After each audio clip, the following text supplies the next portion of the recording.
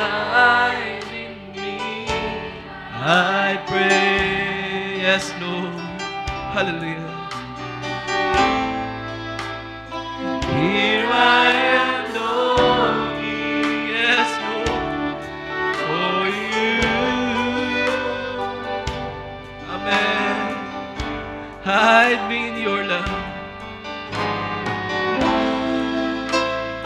Hide me in your love. Bring me to my knees. Yes, Lord. Hallelujah, hallelujah. May I know Jesus more and more. Oh, come live in me. Hallelujah. Come live in me. Oh, my life. Yes, Lord. Take over. Come breathe in me. Come breathe in me. And I will rise. Isa pa. Come live in me. Hallelujah. Oh, patuloy tayo magnasa pa sa Panginoon. Lord, come live in me. Hallelujah. And let your light shine bright. Hallelujah. Take over. Come breathe in me. Hallelujah. Come breathe in me. And I will rise. Yes, Lord. Yes, please. Oh, ita't muli sa umpisa. Hallelujah. Here I am waiting. Let's call our beloved Pastor Jake. Bless you, Pastor. Here I am waiting.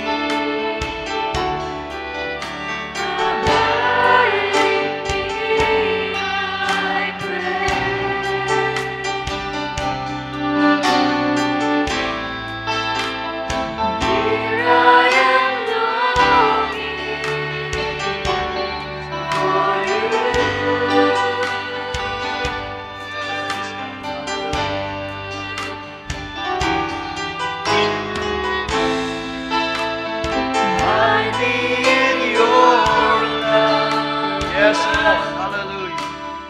Bring me to my knees. Hallelujah.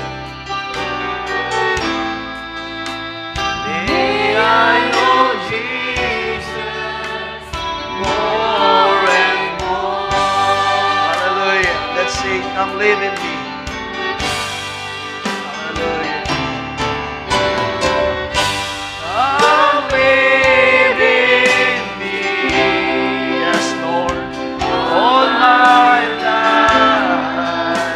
It is our prayer, Lord. Hallelujah. Our desire. Hallelujah. Hallelujah. Come live in me. I will rise. Oh, come live in me one more time. Hallelujah. This is our desire, Lord.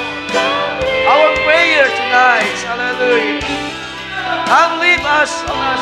Live within us, Lord. Ikaw ay gumawa, ikaw ay mabuhay sa aming kalagitnaan. Hallelujah. Come breathe in me, and I will rise. One last time, magnabitin, hallelujah. Yes, one last time. Come live in me. So be it, Lord. Ikaw ay mabuhay, ikaw ay kumilos, ikaw ay gumawa sa aming kalagitnaan. Hallelujah, hallelujah. Magbagong taon, Diyos, ng iyong mga banal. Ang iyong kapangyarihan, kalakasan ay gumawa. Hallelujah. I will rise.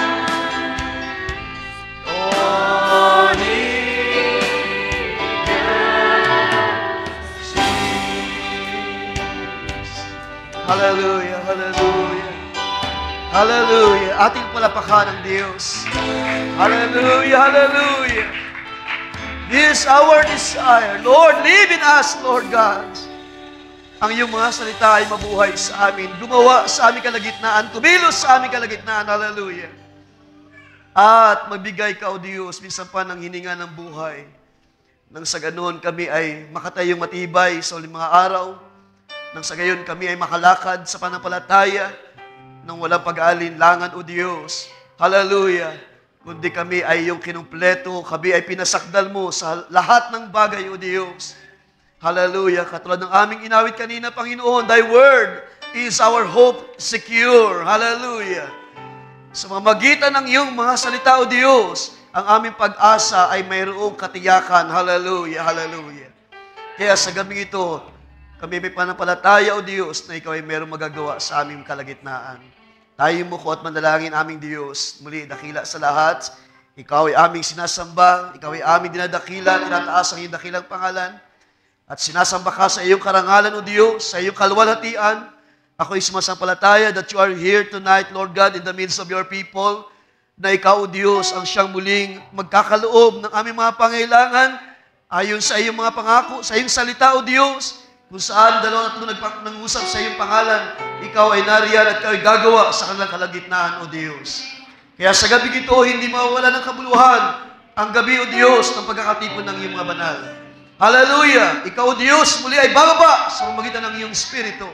At Ikaw, O Diyos, ay magkapalang muli sa bawat isa sa gabi ito ng iyong mga salita. Kaya, Panginoon, misa pa Ikaw ang siyang manguna sa aming kalagitnaan, O Diyos. Bayaan, Panginoon, Ikaw ang siyang patuloy na madakila, matanyag, mahayag, at ang iyong salita, O Diyos, misa pa'y aming, hallelujah, tayuan ayon sa iyong ipinasya, O Diyos, sa nakalipas na mga mahabang panahon, O Diyos, na sinabi ng iyong salita na ang langit at lupa ay lilipas, subat ang iyong mga salita ay hindi kailanman lilipas. Ito ay manatiling sakdal, manatiling na nagtatapat, hallelujah, at mananatiling gagawa sa kanila na sumasampalataya. Kaya sa gabi ito, O Diyos, nakita mo ang bawat isa, ang iyong mga banal. Kami, Panginoon, ay may panampalataya na Ikaw minsan pa ay magkakaloob ng aming mga pangailangan. Pagpalain ng iyong mga salita, pagpalain ng buong iglesia, bawat isa, at bayaan, Panginoon, na maging malaya ang iyong Spirit, O Diyos, at humipo sa aming mga puso. Sa gabi ito, O Diyos, ibaba kami sa ilalim ng iyong mga salita, at bayaan Ikaw ang siyang mahayag at maging isang buhay na panutuo, O Diyos, na sa dakong ito ay hindi mo kami pinagkulang, hindi mo kami pinabayaan. Ang kalakasan at kapangyarihan ay aming tataglayin sa gabing ito sa magitan ng pagkapahayag ng iyong mga salita. At ayon sa panampalataya ng bawat isa, ay kaniyang tanggapin ang kaniyang pangailangan sa gabing ito. Pagpalain ng iyong mga salita, O Diyos, ang iyong malit na lingkod ay sa iyo lang din umaasa at nagtitiwala. Ikaw ang siyang padaloy ng iyong banal na Espiritu as we speak your word. At bayaan, Panginoon, na ito ay aming tanggapin ng may panampalataya at maunawaan namin, O Diyos, ang marami pang bagay na nais mong ipagkaloob sa iyong iglesia sa uling mga araw na ito, O Diyos. Salamat sa iyong kabanalan. Salamat, O Diyos, sa iyong kabutihan sa iglesia. Salamat sa banal na dugo na tumigis sa krus na Kalbaryo. Hallelujah. We thank you, O God, for there's power still. There's power in the blood sa uling mga araw na siyang naglilinis ng iyong mga banal, ng iyong iglesia. Purihin ka, O Diyos, sa gabing ito at sa iyong mauwi ang lahat ng kapurihan at pasalamat sa tanging pangalan ng Panginoong Kristo Jesus. Amen and amen. Ating palapakan ng Panginoon. And we say, praise the Lord once again. Purihin ang Diyos at pagpalain ng bawat isa ng kaniyang mga salita sa gabing ito. Let's open our book, our Bible. At sa walang pag-aabala, sa aklat ng Ecclesiastes chapter 5, ating puntahan ang ilang mga talata. Praise God. Ecclesiastes chapter 5, ating simulan sa verse 1. Sabi dito, walk prudently when you go to the house of God and draw near to hear rather than to give the sacrifice of fools, for they do not know that they do evil. Verse 2, do not be rash with your mouth, and let not your heart utter anything hastily before God. For God is in heaven and you on earth. Therefore, let your words be few. For a dream comes through much activity, and a fool's voice is known by his many words. When you make a vow to God, do not delay to pay it, for he has no pleasure in fools. Pay what you have vowed. Better not to vow than to vow and not pay. Do not let your mouth cause your flesh to sin, nor say before the messenger of God that it was an error. Why should God be angry at your excuse and destroy the work of your hands? For in the multitude of dreams and many words, there is also vanity. Therefore, fear God. Can we say amen? Ang Diyos magpala ng kanyang mga salita at lahat ay malayang makaupo sa pagkakataon na ito. Isang magandang gabi muli. Pagbati sa ating lahat, sa inyo na sa bahay sambahan at sa kanila na sa mga tahanan ngayon. So, atin mo nang nag-skip muna tayo sa testimony and song offering. Nag-decide ako na may at least ma-dismiss ng mas maaga ngayong gabi para I know ang mga kabataan ay meron pang gagawing preparation tomorrow. Maaga na paghahanda sa kanilang pagdaos ng anniversary. So, in advance, ay gusto kong batiin kayo ng blessed 34th year at ang Diyos ang magpala ng inyong kagalakan sa gawain at sa ministry ng Panginoon.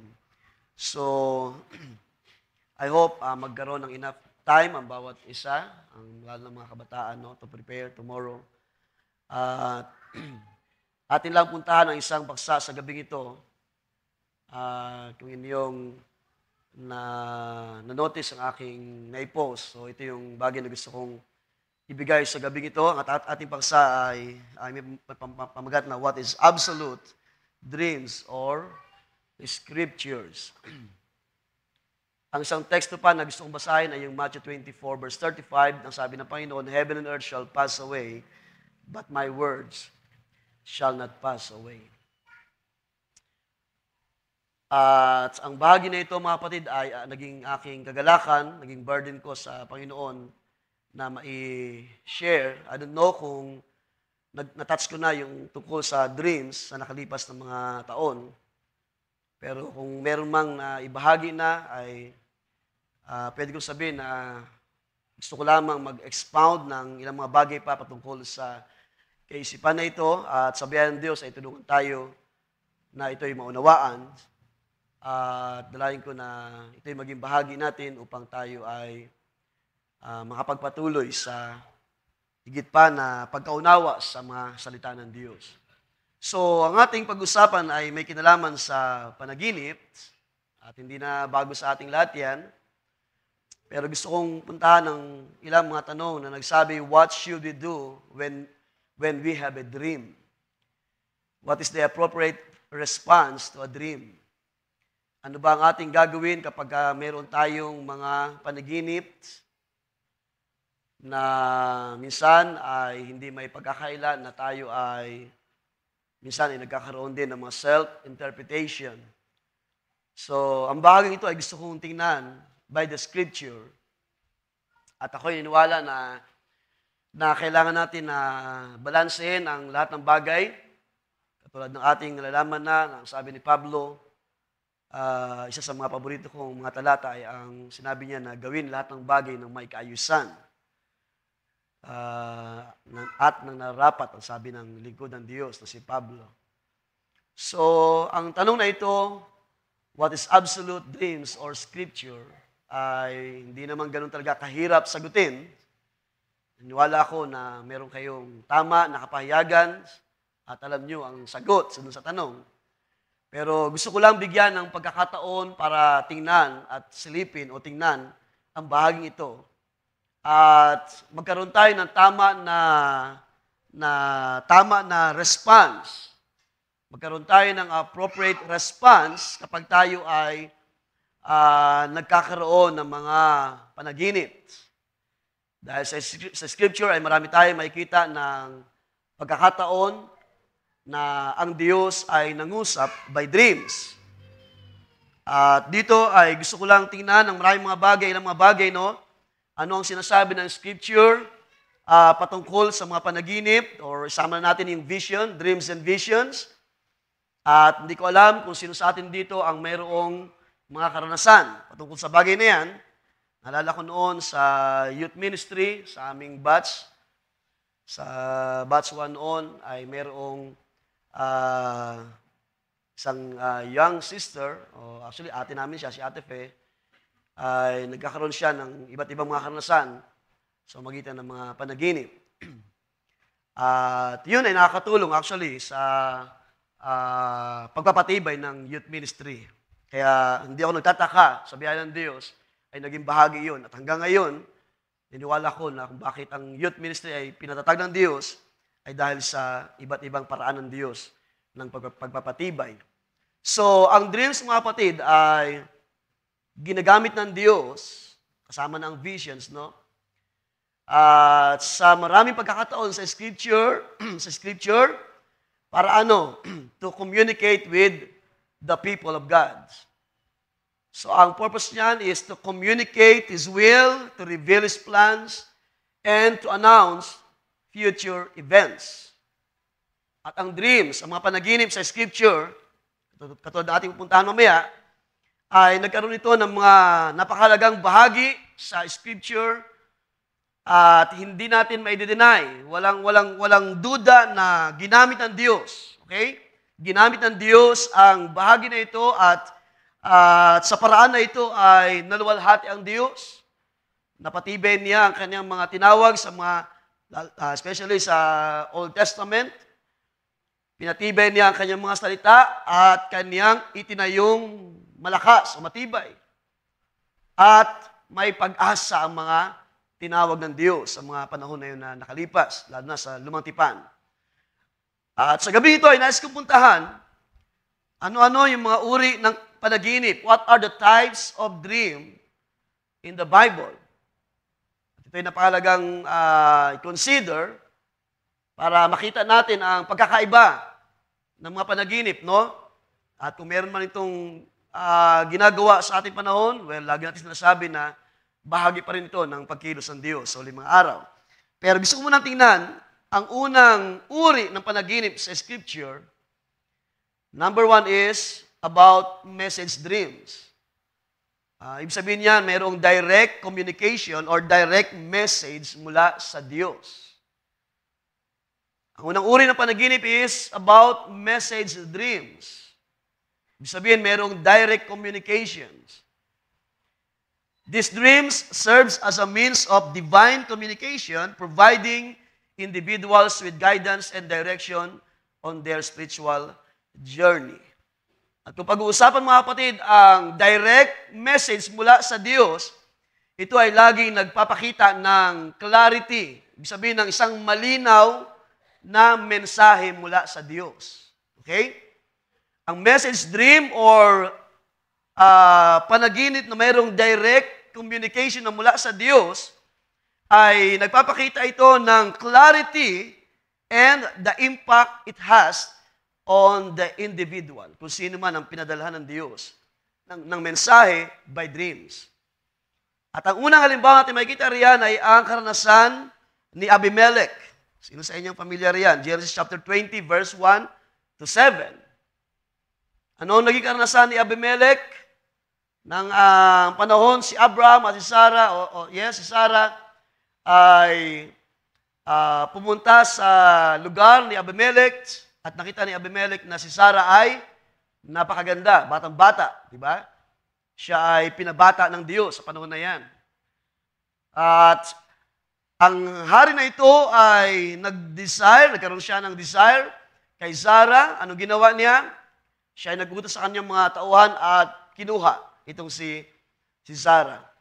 Yet, ang Diyos ay nagbigay ng panaginip. God sent a dream at sinabi doon sa panaginip na huwag mong hipuin ang babaeng ito dahil ang babaeng ito ay asawa ng aking lingkod na si Abraham. At ang ginawa ng hari, ibinalik si Sarah kay Abraham.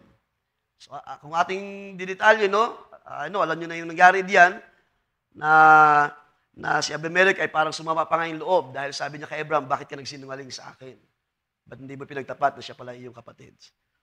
Pero ang point is, ang Diyos ay gumamit ng panaginip. So yan ay walang duda. Ang Diyos ay gumamit ng panaginip.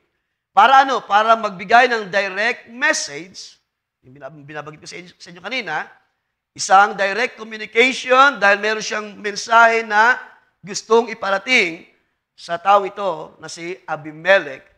At ito, alam natin ito, may kinalaman pa rin sa plano ng Diyos with concern kay Abraham at kay Sarah na hindi siya magalaw ng sinuman dahil nga ang Diyos ay naghahanda ng binhi para kay Abraham. And then, ang next sample natin ay yung kay Jacob sa Genesis chapter 28, verse 10 to 17. So, hindi natin pupuntahan ng mga details, no? Sa panahon na ito, si Jacob ay nagkaroon din ng kinukonsider na famous dreams. Nang si Jacob ay, tawag niyan, umiwas siya sa anger ng kanyang kapatid na si Esau. At habang siya ay naglalakbay, ang Diyos ay, sa isang pagkakataon ng Diyos ay nabigay ng panaginip. At ang panaginip ay naglalaman ng isang ladder na paakyat dun sa kalangitan. At dito sa dream ay napakalino ng mensahe. Kung yung puntahan yung Genesis chapter 28, verse 10 to 17, because in this dream, Jacob received God's promise that Abraham's blessing would be carried on through him. So, magitan ni Jacob ay dadalhin ang pangako ng pagpapala ay pagpapatuloy ni Jacob dahil of course, si Abraham ay namatay na by that time. So, walang duda na ang Diyos ay, again, gumamit siya ng instrument. So, tawagin ko muna instrument, no?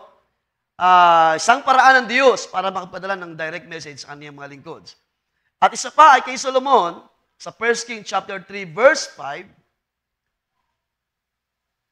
it was in a dream that God gave Solomon the famous offer. Anong ibinigay ng Diyos, ano yung inalok ng Diyos kay Solomon. Sabi doon sa verse 5, ask what you wish or what you wish me to give you. Sabi ng Diyos, hilingin mo lamang ano yung gusto mong ibigay ko sa iyo. Diba? Yun yung salita ng Diyos kay Solomon sa panaginip. At alam natin ang story, si Solomon ay hindi nahingi ng kayamanan, but instead, si Solomon ay humingi ng karunungan mula sa Diyos. And again, ang bagay na ito ay nagpapakita ng direct message mula sa Diyos at nagpapakita ng malinaw na purpose. Direct message, malinaw na purpose mula sa Diyos, mayroong specific na mensahe. At kung ano yung sinabi ng Diyos, ay yun mismo yung kaniyang ginawa doon sa kaniyang mga lingkod. And then, pagdating sa New Testament, kay Joseph naman, Matthew chapter 1, verse 20, mababasa natin dyan. That Joseph, meron nag-aalarm natin na cellphone. Na si Joseph, na kanyang matuklasan na si Mary ay buntis, sa kanyang pag-aalala at pagkatakot, ay gusto niyang iwan si Mary. Pero sa panaginip, ang Diyos ang nagpadala ng isang anghel sa panaginip, nagsabi na huwag mong iwan si Mary. Dahil ang kanya pinagdadalang tao ay sa Espiritu Santo. And again, ang Diyos ay gumawa ng direct message. Yung mga halimbawa, actually, meron pa mga iba, no? Hindi ko na pinuntahan.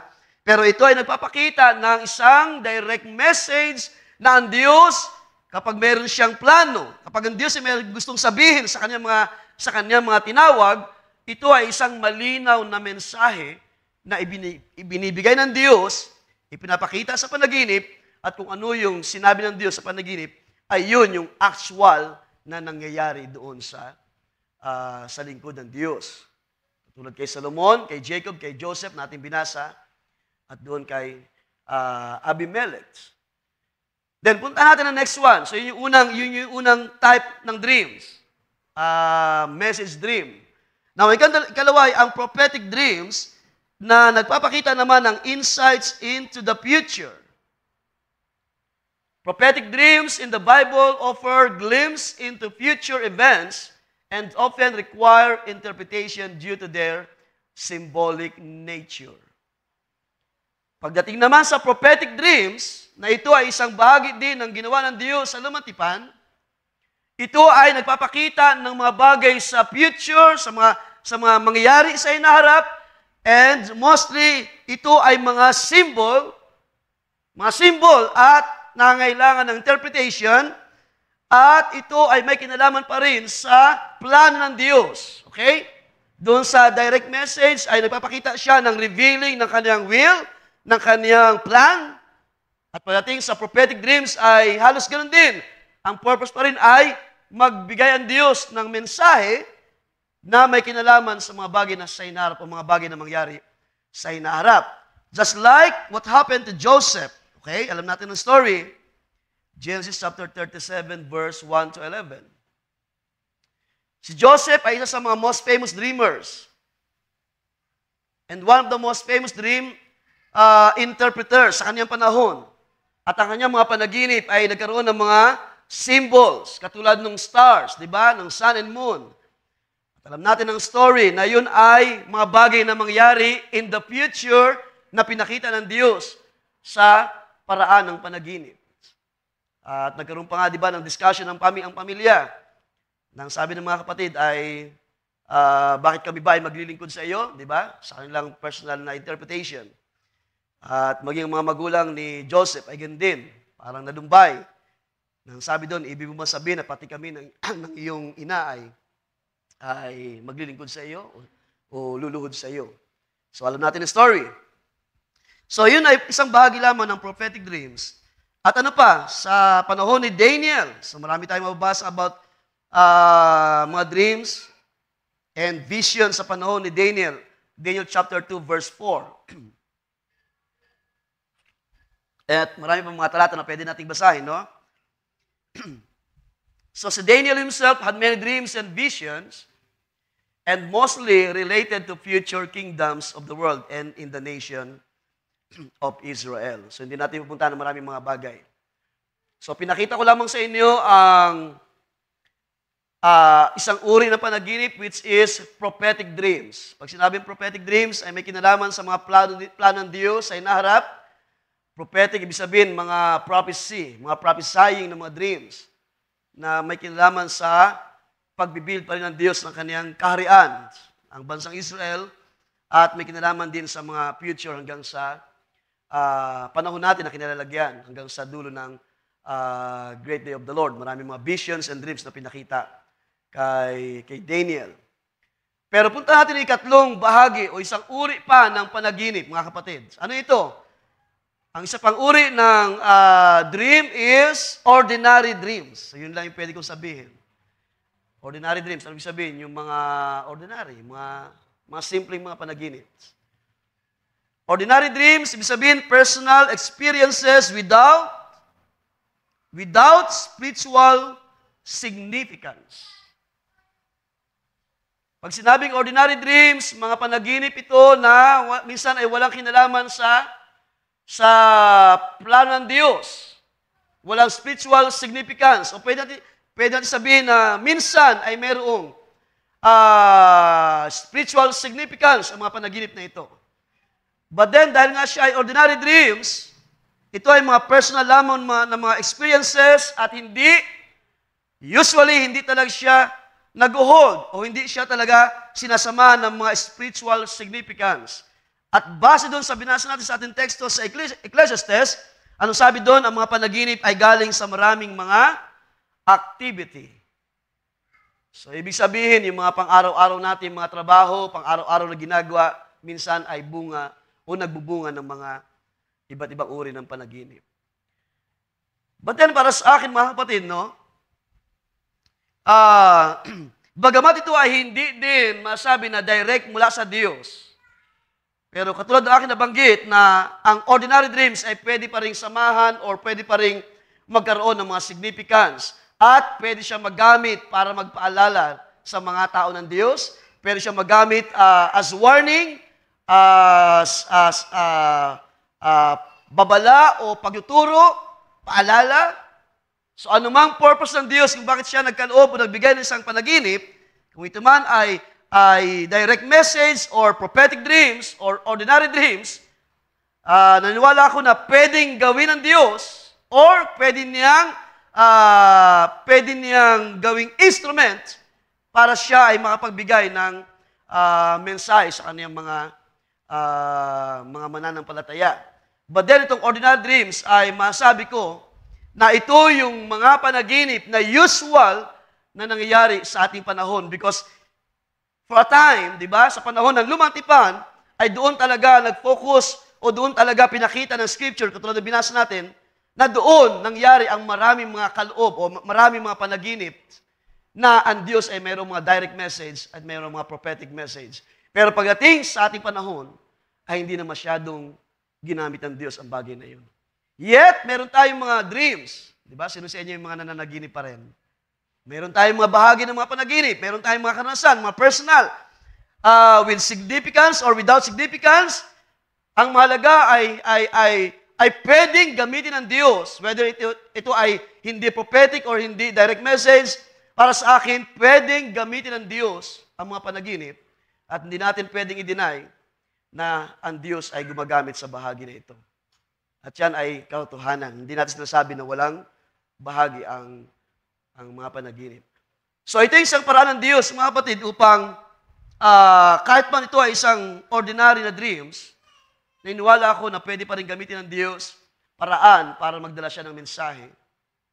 At meron tayong mga karanasan din sa iglesia ng mga panahon na nakalipas, mga panaginip na ginamit ng Diyos para magbigay ng warning, magpaalala, at magpatibay, mag-vindicate, di ba? Pwedeng ganun. Mag-vindicate ng situation, ng isang bagay. So, hindi pa rin maaalis yung purpose na itong 3 types of dreams ay pwedeng gamitin ng Diyos to communicate His will or magpahayag siya ng mga plano or mag-announce ng mga bagay na mangyayari sa hinaharap. So, hindi po natin sinasabi na walang gamit na mga dreams and visions sa ating panahon. Sumasampalataya ako na may role pa rin ang mga dreams and visions pagdating sa mga plano ng Diyos sa uling mga araw. Para sa akin, bahagi pa rin ito ng pagpapatibay ng Diyos. Di ba? Meron kayong mga personal dreams.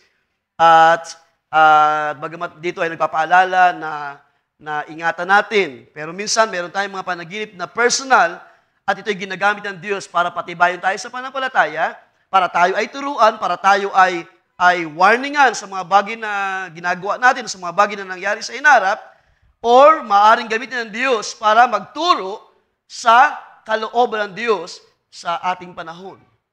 At nagpapakita rin yan ng mga bagay sa hinaharap, ang mga bagay na pwedeng mangyari sa hinaharap. At katulad ng sabi ko kanina, hindi natin inaalis, mga kapatid, no? Pwede pa rin mangyari yung direct message sa ating panahon, pero wala tayong masyadong nababalitaan, di ba? Na mayroong eksaktong word na sinabi ang Diyos at doon mismo sa salita ng Diyos ay nangyari na fulfill. At pagdating naman sa prophetic dreams, ay ganoon din. Hindi na masyado natin naranasan. Pero para sa akin ay pwede pa rin kung luluubin ng Diyos. Kung ang Diyos ang magpahintulot ay pwede pa rin mangyari ang mga prophetic dreams. Well, in fact, kung babalikan natin ang Joel chapter 2, ating puntahan, because ito rin ang aking nakikita sa ating panahon, na even in the last days, sa ating panahon, ay gagamitin pa rin ng Diyos ang mga panaginip, ang mga pangitain, upang magpadala ng salita ng Diyos, upang i-encourage ang church, at upang dalhin tayo sa kalooban ng Diyos. So wag natin siyang ibaliwala, bahagi pa rin siya. Because sabi sa Joel chapter 2 verse 28, ano sabi diyan? And it shall come to pass afterward that I will pour out my spirit on all flesh. Your sons and your daughters shall prophesy, your old men shall dream dreams, your young men shall see visions. So kung pag-uusapan ang bahagi na ito, hindi pa rin siya mawawala, okay? Ang dreams ay hindi pa rin mawawala sa plano ng Diyos. Pwede pa rin siyang gamitin ng Diyos para dalhin ang mensahe at ang sabi sa prophecy ni Joel, ang inyong mga anak na babae ay magsisipaghula So isang malaking privilege na kayo ay gamitin ng Diyos to prophesy. Di ba? Ating tinalakay na yan sa mga spiritual gifts, di ba? Isang malaking biyaya ng Diyos na kayo ay magamit, mga kabataan, mga kababaihan. Sino sa inyo ang nagdi-decide na magamit kayo sa bahagi na yan to prophesy? Hindi po yan imposible. It is possible na mangyari sa ating generation. Ang sabi dyan, your old men shall dream dreams, your young men shall see visions. So, ibig sabihin, ito ay magiging bahagi pa rin ng plano ng Diyos. You see? May it be a direct message, may it be a prophetic message or dreams, or ordinary dreams. Because hindi naman pinakita ito sa prophecy ni Joel kung anong uri ng dreams ito. Basta dreams, panaginip. So anong uri man siya, kung ito man ay ordinary dreams, ay pwede pa rin gamitin ng Diyos. Para tayo ay palalahanan, para tayo ay ingatan sa ating pananampalataya. Anumang plano ng Diyos sa inaharap, anumang mga bagay na gustong gawin ng Diyos, kung wala na yung direct message na dream, wala yung prophetic dreams, kahit man lang sa ordinary dreams, ay magkaroon tayo ng access. Magkaroon tayo ng access sa Diyos. Ibig sabihin, magkaroon ng paraan ng Diyos to send the message para sa atin. Maaaring hindi tayo masyado nagkikwento or ang ilan sa atin ay minsan ay vocal sa mga dreams, no? At minsan ay ipapatuto pa nga natin. Kaya lang minsan dahil hindi natin masyadong naiingatan ang mga panaginip, dahil hindi po lahat ng panaginip ay sa Diyos, ay minsan ay, of course, naintindihan natin, maaaring kulang pa tayo sa karunungan sa nakalipas na mga panahon at hindi natin nababantayan. Pero hindi po natin isinasantabi ang bahagi na ito. Pwede pa rin gawin ng Diyos as prophesied by Prophet Joel. Pero gusto kong itanong sa gabi ito ay yung ating paksa na, are dreams absolute? Kung ang dreams ay direct message, no, wala naman sinasabi ang scripture na ititigil ng Diyos ang direct message. At yun ay sa lumang tipan lang. Pwede pa rin mangyari even in our days. Ang prophetic dreams ay pwede pa rin mangyari kung itutulad ng Diyos. Pero kung ito man ay isang ordinary na dreams, ano ang ating magiging response? Di ba? Yung question kanina, ano yung tama na response kapag meron tayong mga panaginip? So alisin na natin yung direct message mula sa Diyos, alisin na natin yung prophetic message because sa nakalipas na mahabang panahon na, ay wala tayong ganung karanasan. Kaya sabi ko, habang ko nag-aaral, sabi ko, Panginoon, ito yung bahagi lamang sa mga panahon na ito. At least, di ba? Kung mayroon man ditong bigyan ng Diyos ng panaginip, doon lang siya sa category na ordinary dreams, yet, pwede pa rin gamitin ng Diyos para magpadala ng mensahe. But the question is, ang panaginip ba ay absolute? So yan ang question. Because ang salitang absolute, ano yung sabihin niyan? Free from imperfection. Absolute means complete or perfect. Pag sinabing absolute, ito ay walang imperfection. Wala kang makikita na imperfection or bahagi ng kahinaan. Pag sinabing absolute, ito ay kompleto at sakdal. Okay? Absolute means total and complete. Kaya doon sa tanong na are dreams absolute, ay pwede natin sabihin, and I can say na ang panaginip, kasama na ang vision, ay hindi po siya absolute. Okay? Pwedeng gamitin ng Diyos. Okay, wag niyo ma-misunderstood, no? Pwedeng gamitin ng Diyos ang mga panaginip, pero hindi po siya perfect.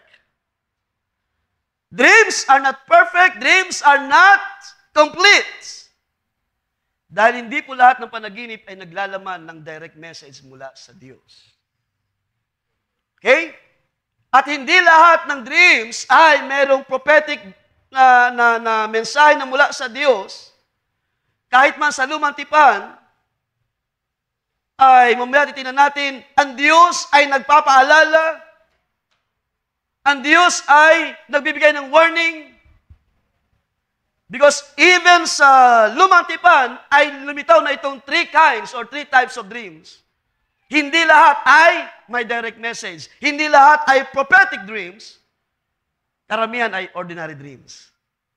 At yun yung binasa natin kanina. Sa karamihan ng mga panaginip ay bunga ng maraming activity, maraming mga business. Kaya doon sa prophecy ni Joel, balikan ko lang yan, no? Doon po sa prophecy ni Joel, chapter 2, verse 28, ay hindi po nagpapakita riyan na ang dreams ay absolute. Kundi para sa akin, I believe, ito ay ginagamit lamang ng Diyos. God will use visions or dreams, even in the last days, ay pwede siyang gamitin ng Diyos. And that's why, masabi ko na ito ay paraan ng Diyos. Okay? Instruments. An instrument ng Diyos. Isang paraan ng Diyos to communicate.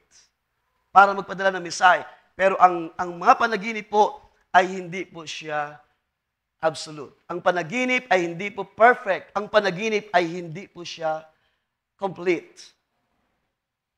Okay? In fact, mga kapatid, kung ating kukonsider ang mga sulat ni Pablo, doon sa spiritual gifts na ating pinag-aaralan, ay wala tayong mababasa na spiritual gifts, ang dreams. At never kayo makakita sa sulat ni Pablo na kanyang binigyang pansin ang panaginip. Even dreams ay hindi siya nakasama doon sa 17 spiritual gifts nating pinag-aaralan. So tayo nasa pang-pito pa lamang, I think, no? Doon sa, ano yung pinakalas natin? Discernment of spirits. Basahin niyo yung Romans 12. Basahin niyo yung 1 Corinthians 12. Wala doon, gift of dreams. And therefore, para sa akin nakikita mga kapatid sa pag-aaral ng bagay na ito, ang panaginip ay, pwede natin sabihin na, another way, isang paraan ng Diyos ng kanyang pagpapahayag ng kanyang sarili.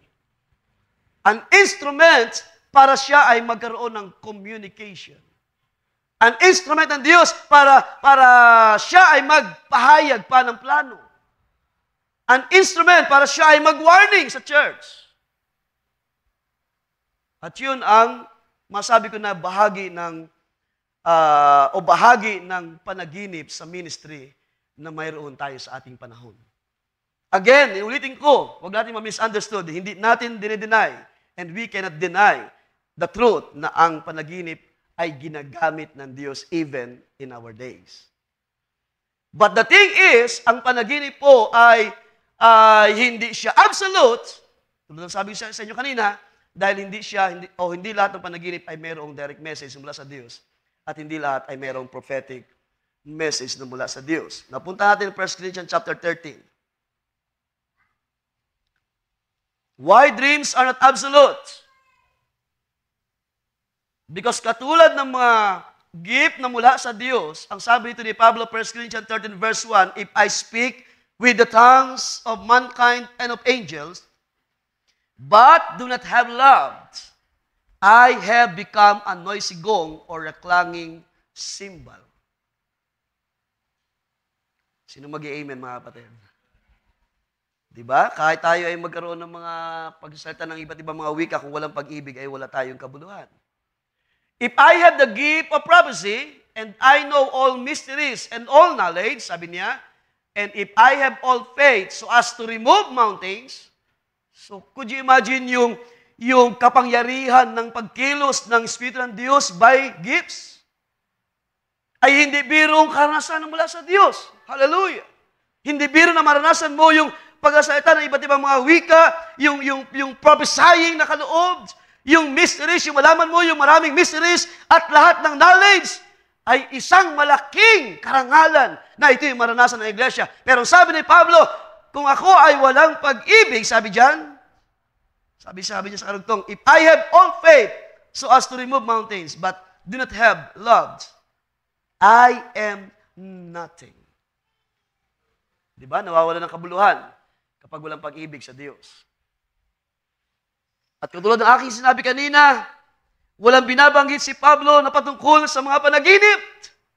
Yet, bahagi pa rin siya ng plano ng Diyos. Kung ang Diyos ay mangusap through dreams, then so be it, Lord.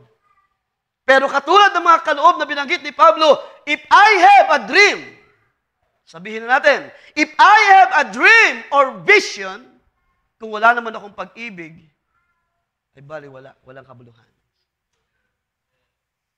Ano yung love? Ano yung love na binabanggit ni Pablo? Love of God.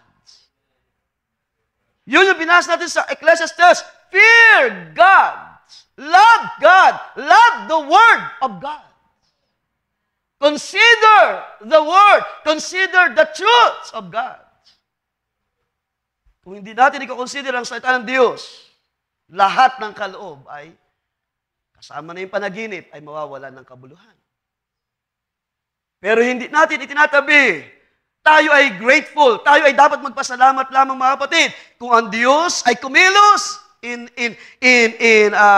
gifts, in spiritual gifts sa iglesia, then so be it, Lord, mangyari ang kalooban ng Diyos. At ito ay gumanap pa ayon sa purpose na ang church ay patibayin pa ng Diyos sa anumang bahagi ng kaniyang pagpapatibay sa iglesia. Pero ang panaginip ay hindi siya absolute, hindi siya complete, hindi siya perfect. Kaya nga nangangailangan ng consideration ng Scripture. Without love, without loving the word of truth, ang lahat ng bagay ay pwedeng mangyaring mawala ng kabuluhan. At yun actually pinapakita sa ating teksto, ating balikan ng Ecclesiastes chapter 5, na ang sabi diyan, ang dream ay maaaring dumating because of many businesses or activity. Di ba? Kapag kayo nanaginip, huwag niyo agad sabihin na, sa Panginoon ito. Dahil ang maraming panaginip ay galing sa maraming mga activity, maraming mga gawa ng tao. Kung sino sa inyo yung mga nanaginip, kung sino sa inyo nanaginip kagabi, na nagising kayo, wala lang. Walang significance. Walang mensahe na mula sa Diyos. Minsan ako, nanaginip ako, may mga panaginip na hinahabol ka ng monster, parang gano'n. Di ba? Minsan, bigla ka mahuhulog sa malalim na hukay, bilang ang hirap umahon sa mataas na bundok. Bagamat yung mga part na yun, pwede mo sabihin, maaaring pinapakita ng Panginoon na ito yung aking pagdadaanan. Di ba? Yun yung pwede sabihin na personal experience. Pero hindi natin sasabihin na, mga kapatid, ganito nangyari sa aking panaginip. Di ba? Meron agad tayong self-interpretation. Because sabi sa verse 2, balikan natin ating teksto. Sabi diyan, do not be rushed with your mouth. Alright? Dahil ang context dito ay ang panaginip na pinapakita ni Solomon. Ang sabi niya, do not be rushed with your mouth and let not your heart utter anything hastily before God. Kapag meron kayong panaginip, huwag kayong basta-basta o magmamadali na mag-interpret, ganito, nakita ko, ganito yung sinasabi ng Panginoon. No! Hayaan natin na ang Diyos ang mag-vindicate. Let not your heart utter anything hastily before God. For God is in heaven, ibig sabihin ng Diyos ay nagmamasid lamang, and you on earth, therefore let your words be few. For a dream comes through much activity, and a fool's voice is known by his many words. Di ba? Kaka-interpret natin. Ang dami nating sinabi. At hindi natin namalayan na tayo ay nagiging mangmang sa harapan ng Diyos. Yes, exactly. Ganyan ang nangyari sa mga tao na tawag niyan, ano ba yun, nagmamadali lagi. Ibig sabihin, hindi na nag-aantay kung ano yung gustong sabihin ng Diyos, kung ano yung gustong ipakita ng Diyos. Dahil dyan sa binasa natin ang nagpapakita na huwag tayo agad magpapaliwanag ng mga panaginip. Yes, that is true. Because baka tayo ay, sabi dyan, magkasala tayo sa harapan ng Diyos. Verse 6, do not let your mouth cause your flesh to sin. For in the multitude of dreams and many words, there is also vanity. At yung pinakalas, ang magandang ating consider, but fear God. Sa halip na bigyang pansin, sa halip na magbuhos ng panahon, tayo, na mayroong mga panaginip, no? ay ating consider muna ang Diyos. Ang sabi dyan, therefore fear God. Huwag ka muna magmadali. Huwag ka muna mag-interpret. Huwag ka muna magpaliwanag. Harapin mo muna or i-consider mo muna ang Diyos. Matakot ka sa Diyos. Give reverence sa Diyos. Ipanalangin mo, ihibig sa Diyos. Because ang fear God means considering the Word. To consider His Word. To consider the advice of God by His Word. Because tingnan niyo mga kapatid, even Jeremiah and Zechariah, sa Jeremiah 23, ating tingnan. Even Jeremiah and Zechariah ay tumanggap ng warning mula sa Diyos. Nang sabihin dyan, verse 28, Jeremiah 23, let the prophet who has a dream, tell the dream. O yung mga propeta, sabi ng Diyos, sige, yung mga nananaginip, sige, sabihin niyo ang mga panaginip niyo. Pero ang sabi ng Diyos, but let him who has my word speak my word faithfully. Nakita niyo yung malaking kaibahan, mga kapatid? Nang sabihin ng Diyos, sige, yung mga nanaginip ay mangusap ng panaginip, pero yung may salita ko ay magsalita ng may pagtatapat. Hallelujah! Ibig sabihin, iyong kinukonsider muna ang salita ng Diyos. You see? At ikinumpare ng Diyos ang panaginip at ang kanyang salita. Ang sabi dyan, what has straw? Ano yung straw sa Tagalog? Dayami. What has straw in common with wheat? With wheat. Wheat is the word of God at ang chaff ay ang mga dayami. Yung chaff or yung straw, yun yung mga dayami. Ibig sabihin, sa harapan ng Diyos, mga kapatid, ang panaginip ay katulad lamang ng dayami sa harapan ng Diyos at ang salita ng Diyos ay katulad sa trigo. Alin sa dalawa ang mas matimbang sa iyo? Alin sa dalawa ang mas kapaki-pakinabang? Subukan mong kainin yung dayami, pero yung wheat ay magagamit mo sa iyong pangangailangan. At ang sabi ng Panginoon, tuloy natin, declares the Lord. Verse 29, what has straw in common with wheat? Declares the Lord. 29, is not my word like fire? Declares the Lord, and like a hammer that breaks the rock in pieces. So yung description ng word, yung description ng truth ay pinakita kay Jeremiah at kay Zechariah. Mga propeta ito ng Diyos na binigyan ng warning. Huwag kayong masyadong mag-dwell sa inyong mga panaginip. Kayo na mayroong mga dreams, ikwento nyo, sabihin nyo ang mga dreams ninyo. Hallelujah! Pero kayo na mayroong word of truth, inyong isa-isay ang katotohanan ng mayroong pagtatapat. Dahil sa Diyos, ang absolute ay ang word, hindi ang panaginip. Again, ang panaginip ay pwedeng mangyari, pwedeng ibigay ng Diyos with a purpose. Pero ang Diyos ay manatili sa kaniyang salita. Now, ang question kanina is, anong ating gagawin? What is the appropriate response pagdating sa mga panaginip? Kayo, ano inyong ginagawa, mga kapatid? To be honest, ano inyong unang ginagawa? Well, sa gabi ito, naway ito'y makatulong sa ating lahat. What is the appropriate response to a dream? Ano yung dapat muna i-consider? Una, consider God through prayer. Kapag kayo ay may panaginip, ordinary dreams, because yung direct message ay mabigat na mensahe mula sa Diyos na naranasan ng mga prophets sa unang panahon. Naranasan ng mga lingkod ng Diyos sa unang panahon. Pagdating sa prophetic dreams, ganoon din, isang mabigat na responsibility na pwede itong maranasan ng mga may kaloob ng prophesying. So, and that's why hindi siya kasama doon sa spiritual gift, no? Sa akin ito, mga kapatid, hindi ko alam kung ano yung nakikita, pero hindi siya kasama sa 17 spiritual gift na ating pinag-aaralan. Siya ay instrument lamang ng Diyos. Another way para mag-communicate. Kaya si Pablo, wala siyang pinangaral about dreams. Hindi niya binigyan ng maraming expound. O hindi siya nang turo ng aral. Kundi ang kanya binigyan ay ang gift of prophesying. At doon sa gift of prophesying ay pwedeng mag-manifest ang prophetic dreams and visions. So una, i-consider natin ang Diyos through prayer. Second, puntahan natin ang mga servant ng Diyos at mag-seek ng advice. Ano yung dapat na gawin natin kapag may panaginip? Consider muna ang Diyos in prayer. Ikalawa, puntahan ang mga lingkod ng Diyos to seek an advice. Ikatlo, kung kayo ay nag-notes, hintayin ang tamang panahon. Kung ito ay sa Diyos, ito'y mangyari. Kung hindi sa Diyos, ito'y lilipas lamang.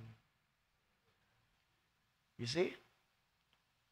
Una, ipanalangin sa Diyos kapag may panaginip, Panginoon, ano ba?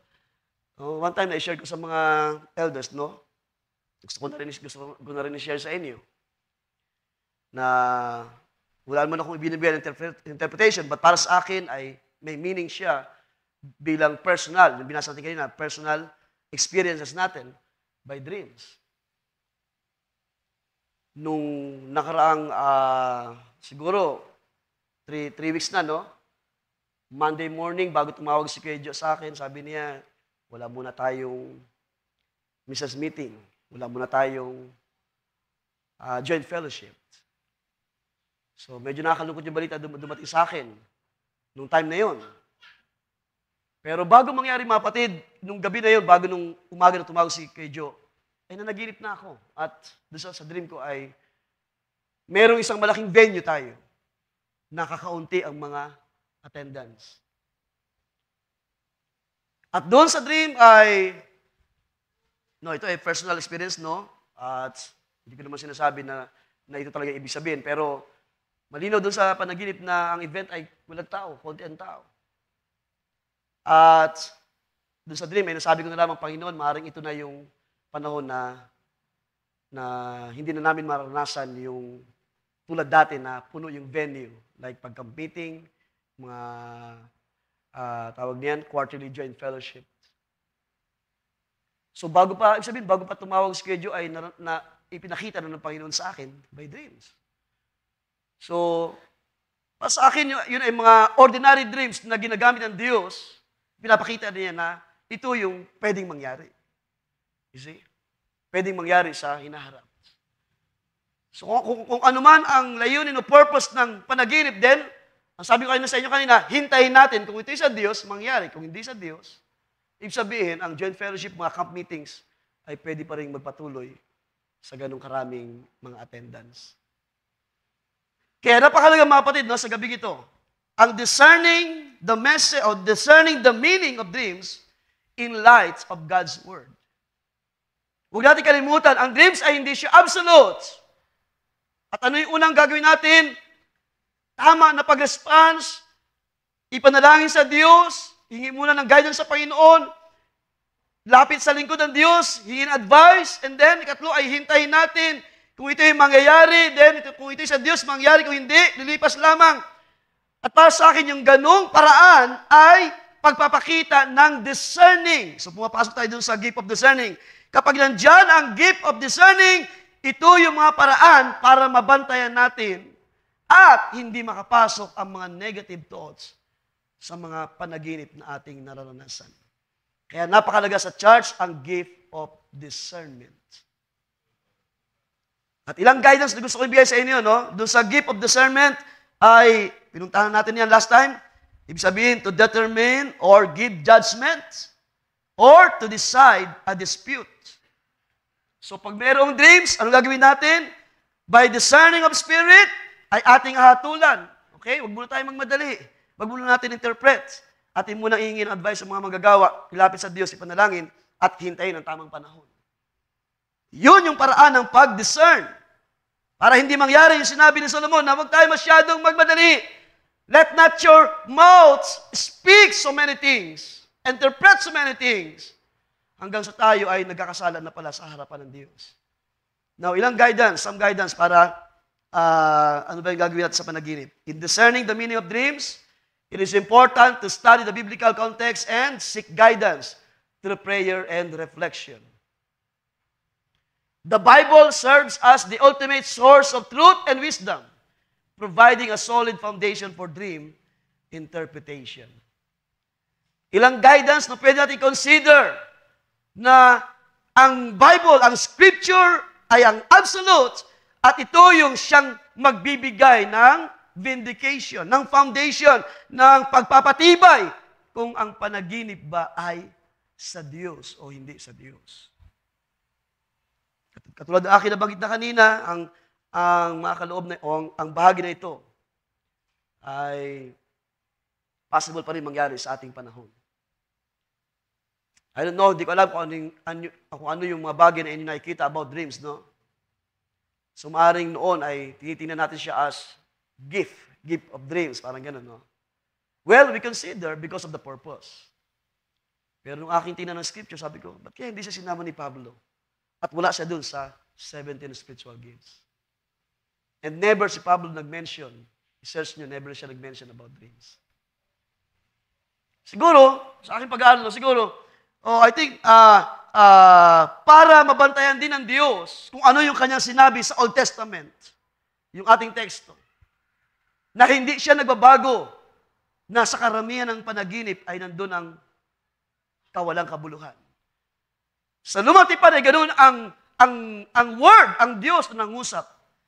At meron tayong panampalataya na hindi lilipas ang salita ng Diyos. Di ba? Binasa natin kanina, ang langit at lupa ay lilipas, ang aking salita ay hindi lilipas.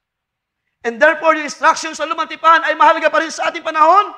Hindi natin isinasantabi ang scripture. Kaya nga dito sa Ecclesiastes chapter 5, binasa natin, let's consider the Word of God at i-consider ang bahagi na ito kung paano ang Diyos ay nangusap ng ganitong mga bagay. At iniwala ko na ito ay may ginagampanan pa rin sa ating panahon. Now, in relation sa view ni Solomon, puntahan natin ang 1 Corinthians. Ano yung sinabi ni Pablo rito? Bagamat hindi siya nagpakita ng word na dream. Ano sabi dyan? 1 Corinthians 13, o 3 verse 13. Ang sabi ni Pablo, each one's works will become clear. For the day will declare it. Because it will be revealed by fire. Ano yung fire? Salita ng Diyos.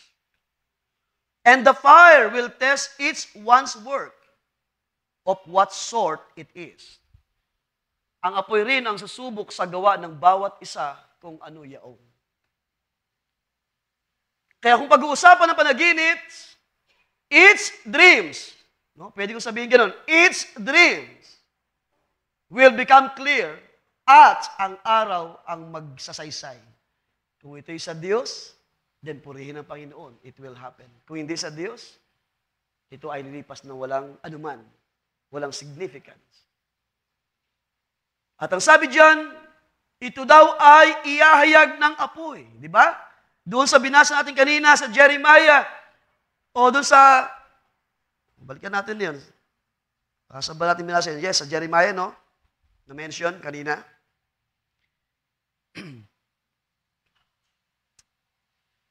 So, balikan ko lamang yun.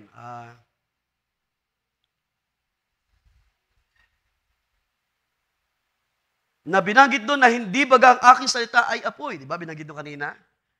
Na in relation sa binasa natin sa 1 Corinthians ay nakita rin ni Pablo na ang gawa ng tao o lahat ng gawa ng tao, sabihin natin lahat ng mga kaloob, ay haharap. O sabihin, ang araw ang magsasaysay. Kaya yung anumang merong bahagi tayo sa ministry, anumang kaloob na meron tayo, ay wag natin masyadong ibigyan ng highlights. Ang mas bigyan natin ng highlight ay ang nagkaloob ng kaloob. Ang mas bigyan natin ng honor ay ang Diyos na nagbigay ng kaloob. At huwag tayo masyadong mag-blur out, masyadong magalak ba. Ako na yata ang isa sa mga mapalad because marami ako nakikita sa panaginip or visions or anumang mga kaloob. Now, pinag-aralan natin, sabi ni John 4 verse 1, 1 John chapter 4 verse 1, sabi ni John, Beloved, do not believe every spirit, but test the spirits, whether they are of God's, because many false prophets have gone out into the world. So sabi ni Pablo, ang apoy ang maghahayag sa bawat gawa ng tao. At anuman ang ating ipinapahayag by dreams, ang apoy, ang salita, ang maghahayag isang araw. Hallelujah! At dito naman kay John ay pinakita niya, hindi lahat ng bagay ay ating tatanggapin. Try every spirit. At sasabihin ko rin sa inyo mga kapatid, hindi lahat ng panaginip ay sa Diyos. Kailangan natin subukin muna ang Espiritu. Kailangan natin bantayan ang mga espiritu sa kahanginan. I-test ang spirit kung ito ay sa Diyos. Hallelujah. Pakinusin ng Diyos ang gift of discernment. Hallelujah.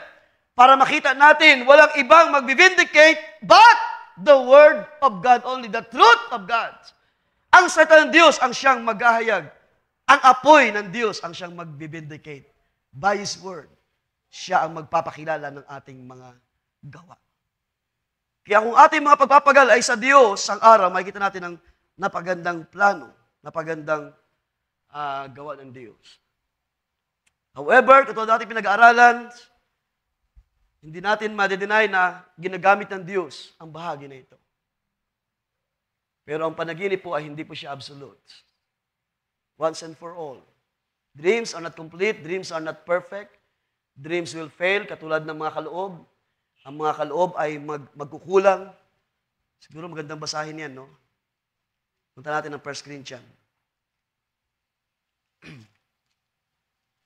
Dahil napaganda ito nung sinabi ni Pablo.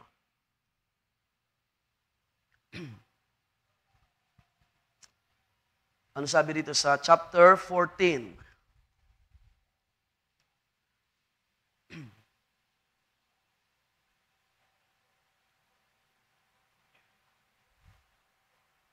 Ano sabi dyan? Hindi ko makita, no? O sa chapter 13, sorry. Verse 8, love never fails. Sabi ni Pablo. But whether there are prophecies, they will fail. You see, ano na yun, spiritual gift na yun na mula sa Diyos. Pero ang mga kaloob daw na ito, ang paghuhula ay manghihina, it will fail. Whether there are tongues, they will cease. Whether there is knowledge, it will vanish away. For we know in part, and we prophesy in part. But when that which is perfect has come, then that which is in part will be done away. Anumang kaloob na inilagay ng Diyos sa iglesia, lahat ito ay bahagi ng ministry, pero lahat ito ay matatapos. At ang hindi lang matatapos ay ang gawa ng Diyos, ang salita ng Diyos. At kapag dumating daw ang siyang sakdal, ano ba yung sakdal? The Word of God. Yun ang perfect para sa atin. Kapag dumating ang Panginoon, which is the Word, ang lahat ng bahagi ay matatapos. Kasama na ang panaginip na minsan ay pinagmamalaki pa natin. Di ba? Lahat ay matatapos. Lahat ng bahagi natin ay, lahat ng ginagawa natin sa ministry ay matatapos, mag-fail. Titigil ang lahat ng bagay. At kapag dumating ang sakdal, which is the Lord, ang lahat ng bahagi ito ay titigil na. Pero yung absolute ay magpapatuloy, which is the Word of God. Yun ang manatili magpakailanman. And therefore, mga kapatids, ang dreams should never contradict to the Scriptures, but rather it complements.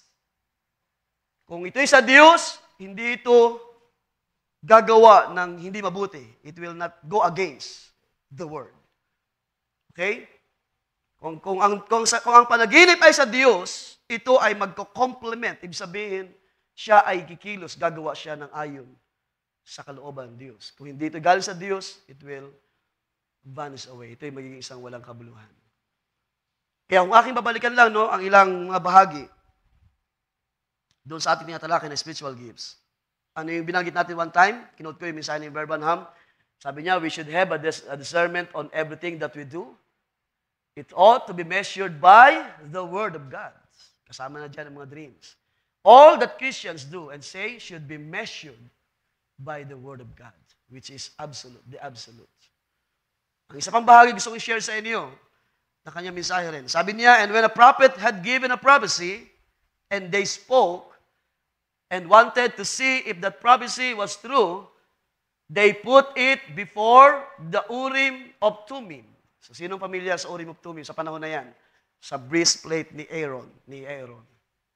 Kapag may mga bagay na nangyayari sa Israel, para i-confirm na ito sa Diyos, inalalapit sa mga saserdote, at kapag ang Urim Thummim ay umilaw, ibig sabihin, ito'y sa Diyos. Kaya sabi niya, tuloy ko lang, and if the voice of God throw the lights on the Urim of Thummim, then it was absolute, the truth. So sabihin natin, kung ang panaginip ay sa Diyos at inilapit sa mga priest, sa mga saserdote, at ang urim tumim may umilaw, ibig sabihin, vindicated ng Diyos. Ibig sabihin, may gagawin ang Diyos sa kalagitnaan ng Israel. Pero ang sabi diyan, tuloy ko lang, the truth. Sabi niya, and if a man gives an interpretation, gives a dream, gives something, and it don't compare with God's Bible, sabi ng prophet, it's false. There's the Urim of Tumim today, God's Word speaks. And that's direct the voice of God, like the Urim of Tumim was before the Bible was written. Amen. So meron tayong absolute. Sino sumasampalataya sa gabi ito? Ang ating absolute ay ang Word of Truth, ang Scriptures. Ang kaloob, ang mga kaloob, lahat sila ay nasa ilalim, no? Huwag natin ma-misunderstood. Ang Word of Truth, ang absolute, ay nasa ibabaw ng maraming mga kaloob kasama na ang panaginip. At hindi po yung mga kaloob ang umiibabaw sa Word of God. Lahat sila ay nasa ilalim ng salita ng Diyos. Ang panaginip ay hindi rin siya above the Word of God. Hindi rin siya over the Word of God. Kundi ang truth, ang Scripture, ang absolute, ang siyang over sa lahat ng maraming mga bagay. Kaya napakainam mga kapatid sa ating teksto na binasa. Balikan natin yan. For in the multitude of dreams, pansinin nyo ito ay sa lumang tipan pa. Ibig sabihin, even in those times, ay ganun na ang Diyos nagbabantay sa mga panaginip. Ganun na ang Diyos may concern sa mga dreamers sa panahon na yan. Na maaring sa panahon na ito, ng isulat ni Solomon ito, maraming na nanaginip na nagmamalaki sa sarili. Nanaginip ako ng ganito, yayaman daw ako. Nanaginip ako, magiging sa akin yung lupain. Naalala ko lang tuloy yung aming lolo sa mga nakakakilala rito. Minsan ay kinlaim niya Wala pa yung Gaines Bill, wala pa yung France Bill. Ano yan, tubuhan pa noon. Dito pa kami nakatira. Sabi ng aming lolo, ito, sa Tugonon to. Sabi niya.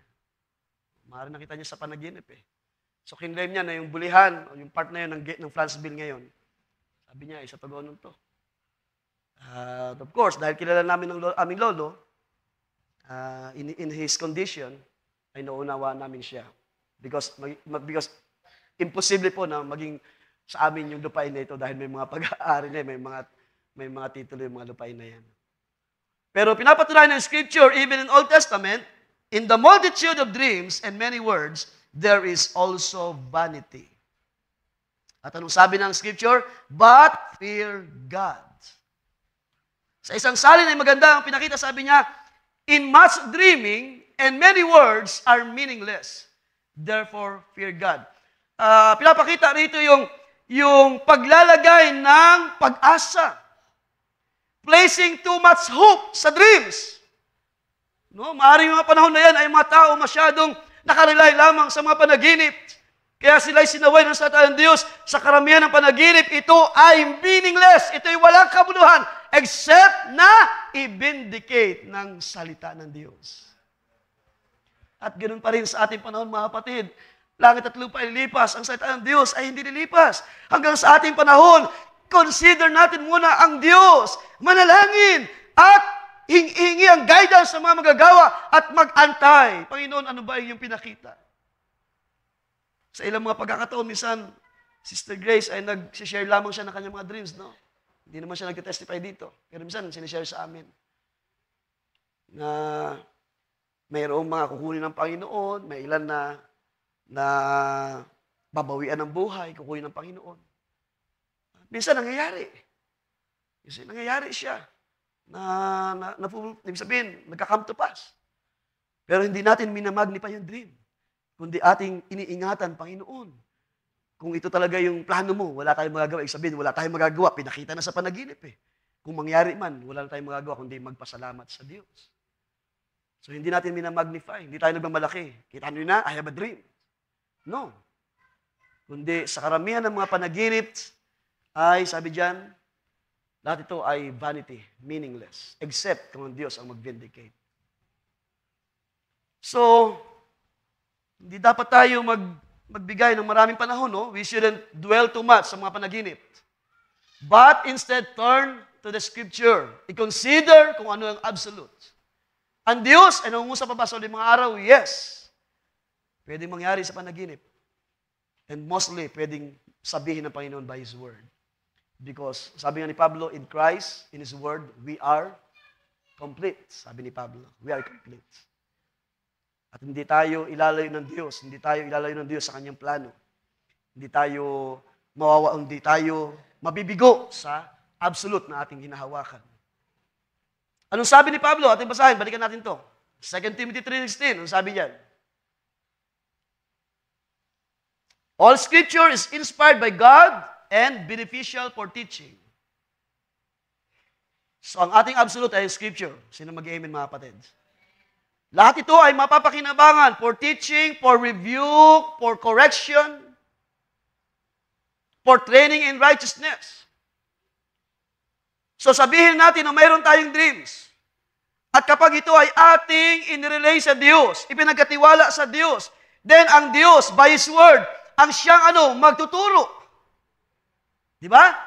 Ang Word ay mapapakinabangan sa pagtuturo. Di ba? At kung ang dreams ay hindi sa Diyos, ang Scripture din ang magre-rebuke. You see? At kung ang dreams ay hindi sa Diyos, ang Scripture din ang magko-correct. Sabi diyan, mapapakinabangan in teaching and rebuke, for correction, for training in righteousness, so that the men and women of God may be fully capable, equipped for every good work. Church, kung meron mang magtuturo sa atin, sa ating panahon, ay hindi po ang mga panaginip. Ang magtuturo sa atin ay ang Scripture, hallelujah, na vindicate ng Diyos sa huling mga araw, breathed by God, inspired by God. Kung meron mang magre-rebuke sa atin, ay ang salita ng Diyos. Kung meron mang magtutuwid sa atin, mag-aayos ng buhay natin, ay ang salita ng Diyos. Huwag natin gamitin ng dreams para ayusin tayo. Kundi ang dreams ay pwedeng gamitin ng Diyos. Paalala, warning. Pero atin munang ipagkatiwala sa Panginoon. Panginoon, anong ibig sabihin nito? Anong gusto mo ipakita sa akin? Meron pa akong gusto i-share sa inyo sa ilang mga dreams ko. At hindi ko naman sinasabi na ito yung interpretation, no? Pero as personal experience. Because sa nakalipas na marami ng mga panaginip na naranasan ko, bahagi ito ng ordinary dreams, yung isang uri ng type ng dreams. So hindi siya direct message, hindi rin siya prophetic. Yung mga ordinary dreams. Sa mga nakalipas ng mga dream ko, hindi ko alam kung meron din kayong ganun mga panaginip, no? Na lumalaban tayo sa mga evil spirits. No, meron mga dreams na nagre-review ako ng mga panaginip. Pero doon sa mga dreams ay matindi yung battle eh. Because nagigising ako minsan, parang hingal na hingal, pagod na pagod. Parang talagang humarap ka doon sa battle ng mga espiritu sa kahanginan.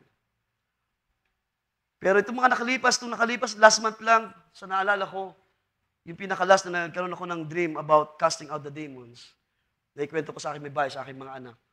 Na meron akong nakaharap na demon possessed na, actually sister siya, no? Hindi ko na lang papangalanan sa ibang church. Na demon possessed siya. At nang siya ay tangkang sasaktan ako, ganoon naman usually yung mga nadi-demon possessed, ay mananakit. No, meron silang tendency na manakit. Ay nag-cast out sinaway ko na naman siya na siya'y lumayas sa pangalan ng Panginoon.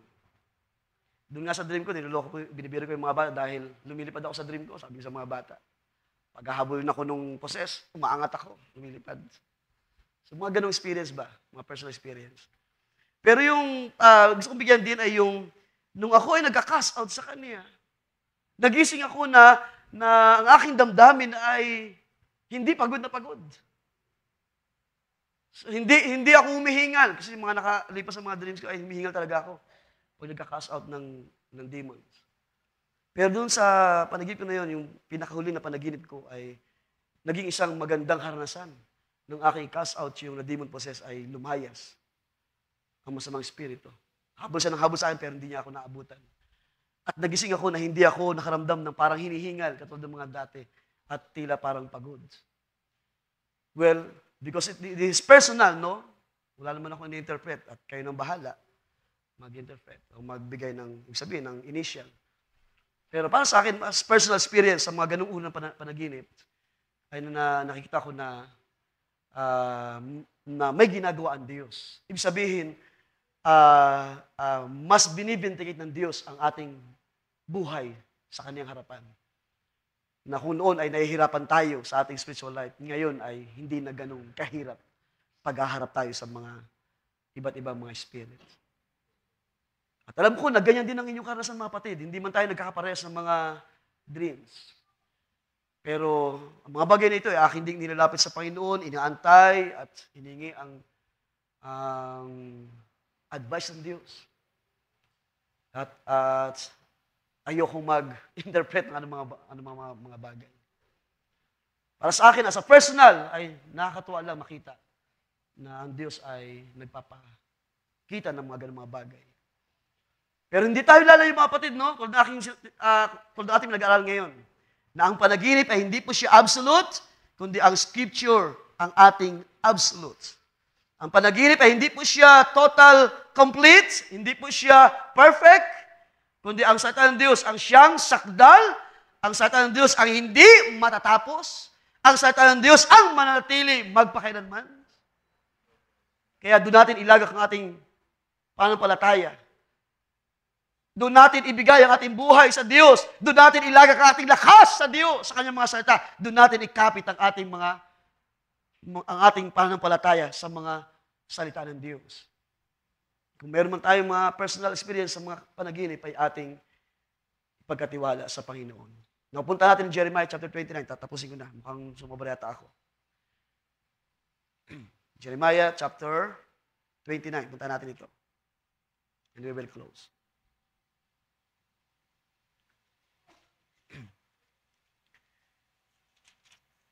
So familiar tayo dun sa verse 11, no? Pero basahin muna natin sa verse, punta natin verse 8.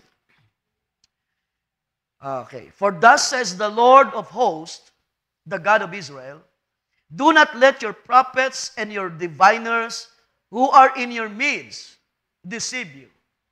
Who are in your midst? Ibig sabihin, kasama ng Israel, kasama nila itong may mga panaginip, mga diviners, at ang Diyos ay nangusap, sabi doon, na huwag kayong padaya. Sabi diyan, do not let your prophets and your diviners who are in your midst deceive you, nor listen to your dreams, which you cause to be dreamed. For they prophesy falsely to you in my name. I have not sent them, says the Lord. Na kung paano ang mga gifts, ang spiritual gifts, ay pwedeng ma-manipulate, okay? Pwedeng magamit ng iba't ibang spirits sa ating panahon. Pwedeng ma-counterfeit, pwedeng magaya. Ganon din naman ang panaginip, mga kapatid. Pwedeng dayain ng dyablo. Pwedeng gamitin ng dyablo. Para ano? Para i-deceive ang mga tao ng Diyos. Pero ang Diyos ay maagap. Sabi diyan, huwag niyo silang painggan. Sabi dito, for they prophesy falsely to you in my name. I have not sent them, says the Lord. Verse 10, for thus says the Lord, after 70 years are completed at Babylon, I will visit you and perform my good word toward you. Ano sabi doon? I will perform my good words toward you. Napakaganda ng pahayag ng Diyos kay Jeremiah. Di ba? Hindi sa panaginip, kundi sa aking salita ay aking gagawin ang mabubuting mga bagay. And cause you to return to this place. Verse 11, for I know the thoughts that I think toward you, says the Lord. Thoughts of peace and not of evil, to give you a future and a hope. Mga kapatid, kung meron man tayong gustong tingnan, sino sa inyo merong pag-asa sa mga pangako ng Panginoon sa gabing ito? Kung meron man tayong gustong makita at masaksihan sa uling mga araw ng mga pangako ng Diyos, yan ay gagawin niya by His Word alone. If you believe it, sino sumasampalataya sa gabi ito? Lahat ito ay magka-come to pass by the Word of God. Hallelujah! Dahil siya nagsabi, wala akong iniisip. At pwede ko sabihin na walang salitaan Diyos na mga pangit na bagay, kundi mga pawang mabubuti at mga future hope, mga magagandang hinaharap sa bukas. Yan ba ang inyong inaasahan sa gabi ito sa biyahe ng Panginoon? Kung gusto nating tingnan ang mga plano ng Diyos, balikan natin ang Scripture. Huwag natin masyadong bigyan ng pansin ng panaginip. O magagamit ng Diyos, yes, pwedeng gamitin ng Diyos. Pero ang absolute ay ang Scriptures. Ang total, complete, ang perfect ay ang mga salita ng Diyos. At sabi doon sa ating binasa, I will visit you and perform my good word toward you. At sa uling mga araw, sino ang mayroong pag-asa? Sa gabi ito, sino may pag-asa? Sabi ng ating Brother Cholo last Sunday, meron tayong mga prayer requests. Di ba? Mga panalangin natin na minsan ay ilang beses nang ipinanalangin sa Panginoon. At pwede ko rin sabihin, meron tayong mga dreams before na ating inaantay, binabantayan, pinagkatiwala sa Panginoon. Panginoon, anong meaning nito? Inaantay natin hanggang sa i-fulfill ng Diyos sa ating kalagitnaan. Pero hindi tayo lalayo sa Scripture. Scripture is absolute. Dreams are not absolute. Scripture is perfect. Scripture is complete. Ang salita ng Diyos ay hindi mababago. Langit at lupa ay lilipas, kasama ang lahat ng nasa lupa. Lahat, pati mga kaloob, lahat ng mga ginagawa natin, matatapos. Pero hindi ang katotohanan, hindi ang salita ng Diyos. Heaven and earth shall pass away, but my words shall not pass away. Ating palapakan ng Panginoon mga kapatid sa gabing ito. Praise the Lord. Purihin ng Diyos at dalangin ko na ito ay magkaroon ng bahagi sa atin. At I hope na nakabahagi ito, nakatulong para maunawaan pa natin at hindi na tayo masyadong mag-isip. Diba? Baka kagabi lang ay meron tayong panaginip at marami na tayong mga in-interpret. Marami na tayong pinaliwanag. Marami na tayong sinabi. Hintayin natin ang kalooban ng Diyos. Lakad tayo sa pananampalataya. Lakad tayo sa mga salita ng Diyos. Tayo muna ay manalangin, Panginoon namin Diyos. Salamat o Diyos sa gabing ito for another blessing, another grace, another words na iyong pinagkaloob sa iyong iglesia. Panginoon, salamat o Diyos at aming kang pinupuri, aming kang tinataas. Salamat sa absolute ng iyong mga salita. Salamat sa katiyakan ng iyong mga salita o Diyos. Salamat sa pag-asa. Sabi ni Pablo na ang pag-asa ay hindi kami ipapahiya. Ang iyong salita kailanman o Diyos ay tiyak. Ang iyong salita ay katotohanan. At dito mo kami itinayo sa uling mga araw na ito. Kaya pagpalain ng bawat isa, O Diyos, ng iyong mga salita, turuan mo pa kami, i-guide mo pa kami, O Diyos, sa uling mga araw. Panginoon, kung mayroong mga bahagi na nais kang ipakita, O Diyos, maging ito man ay sa mga visions, maging ito man ay sa mga panaginip, kami, O Diyos, ay mag-aantay.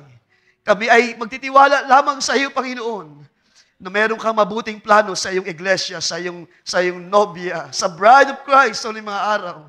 Na hindi siya sumusuntok sa hangin, sabi pa ng iligod si Pablo. Hindi siya, hallelujah, nangangapa sa dilim.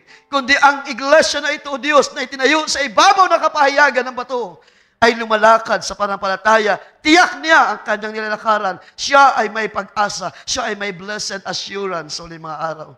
Kaya purihin ka, O Diyos, sa gabing ito. Sa iyo ay aking pinagkatiwala ang lahat. Pagpalain ang iyong mga salita. Pagpalain, Panginoon, ang absolute na ito ng aming buhay. At kung kami man, Panginoon, ay nagkulang for some reason sa mga nakalipas na mga araw, kung kami man ay nagdwell ng mga panahon, ng maraming panahon sa mga panaginip, at hindi namin nakita na mayroong much better, mayroong excellent way. Hallelujah. Ang sabi ni Pablo, I will teach you the excellent way. Yet desiring the spiritual gift ay isang privilege, isang biyaya, Panginoon, na ito ay aming maranasan.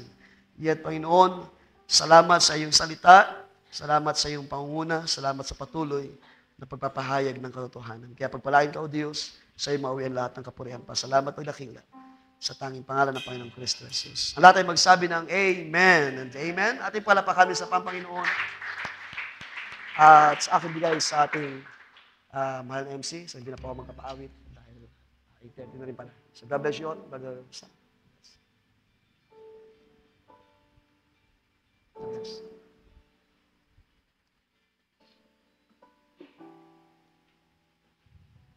Hallelujah. Praise God. Minsan pa, ating palakpakan muli ating Panginoon sa gabing ito.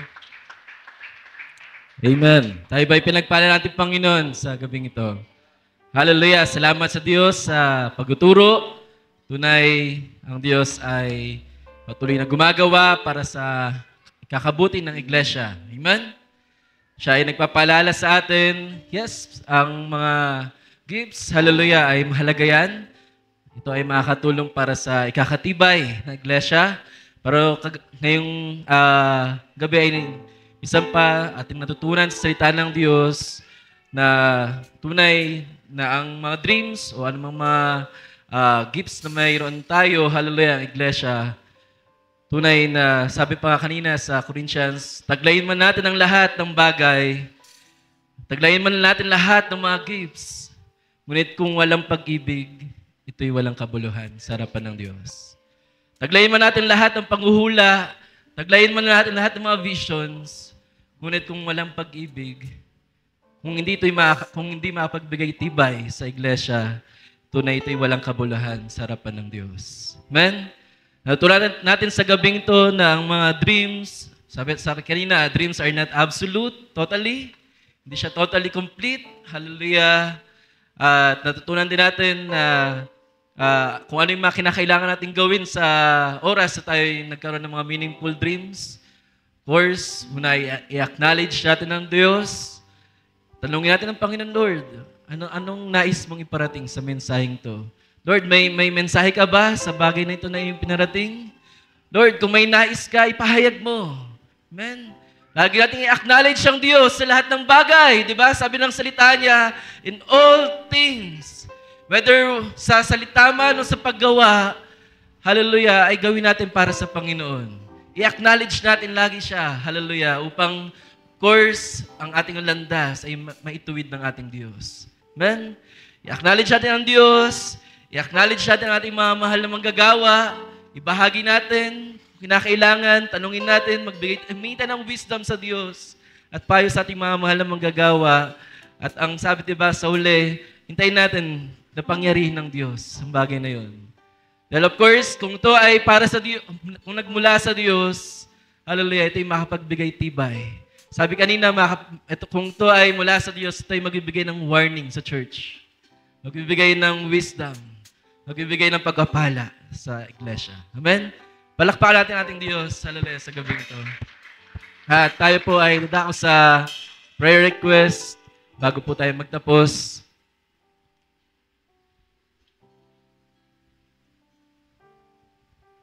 At may dalawang prayer request po na ipinabot dito mula sa una sa ating malakatid, Sister Mariel. Magandang gabi po, pasama po sa prayer ang 1 week na pagsakit ng lalamunan.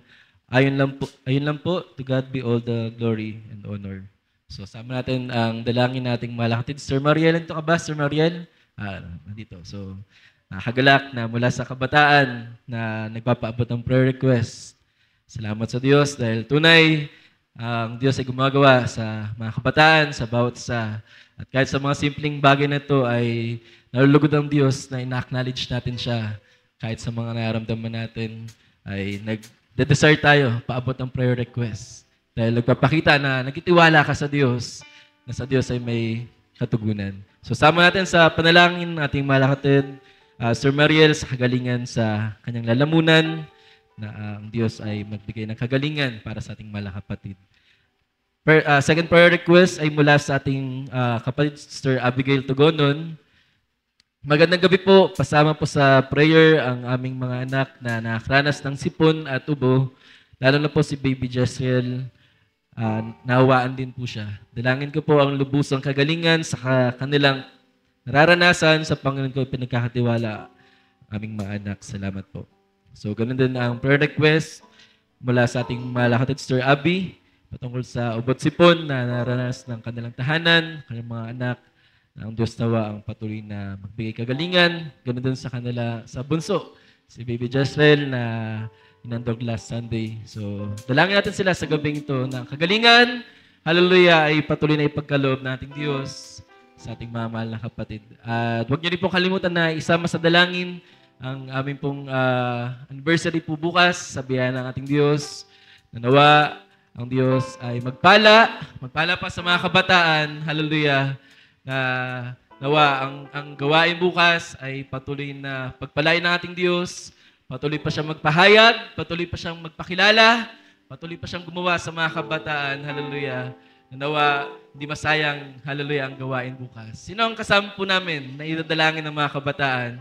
Ang gawain ng ministry, hallelujah, Nawa ang Diyos ay patuloy pang gumawa sapagkat alam nating lahat, marami pang gagawin ng Diyos.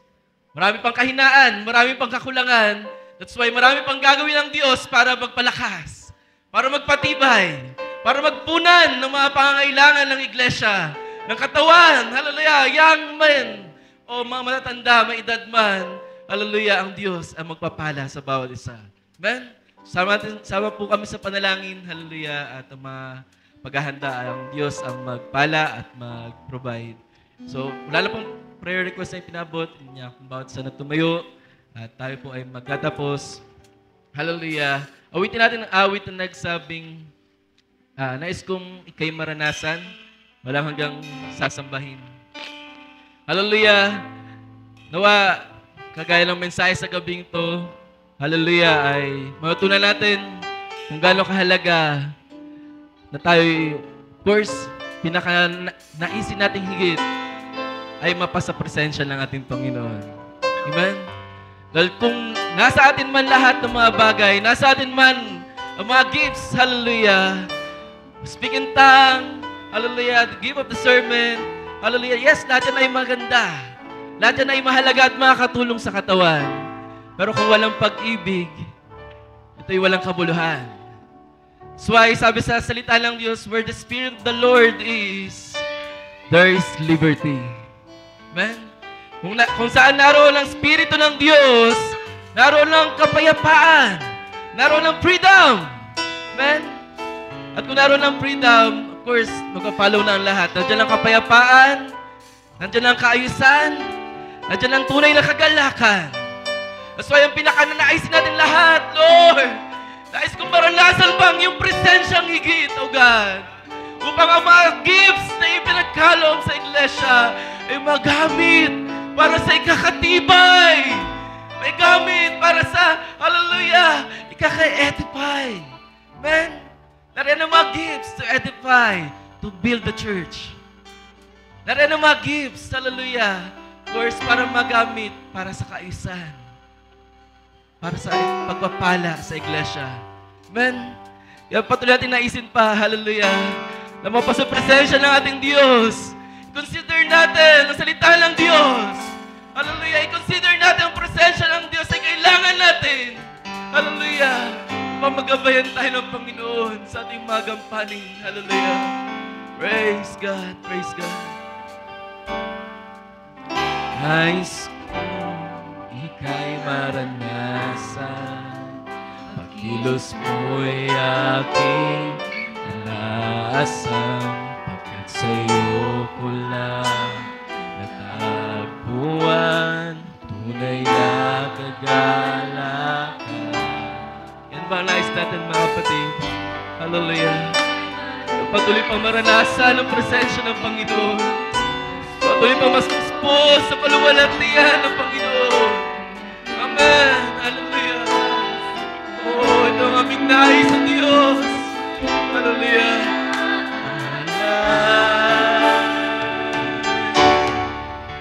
Walang hanggang kitang pupurihin, walang hanggang sasambahin, kung laman ng puso kong ito mamalagi sa'yo. Walang hanggang kitang pupurihin, walang hanggang sasambahin. Amen. Laman ng puso ko, ito ay mamalagi sa'yo. Isang paulitin natin sa umpisa, hallelujah. Bayaan sa gabing ito, ipakita mo sa Panginoon, pakita natin, Lord, kailangan ka namin. Hallelujah. Upang magawa namin ang aming mga duty, hallelujah. Na may kaayusan, na may pagpapala, hallelujah. Lord, may it be so, hallelujah. Oh, nais mong ika'y maranasan. Ibog ng puso ko'y ikaw lamang, kaya't ngayon bukas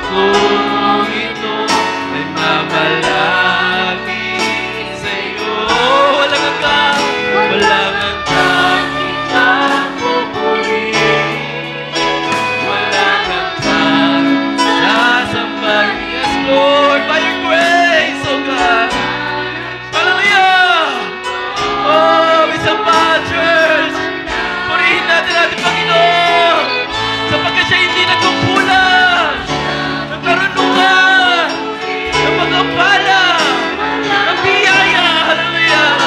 Ang pag-ibig ng Diyos ay malawak, hallelujah. Laging gumagawa, hallelujah. Oh, purihin ka, Panginoon. Sama, walang hanggang kitang pupurihin, walang hanggang sasambahin, buong laman ng puso ko. Isa pa, church, hallelujah.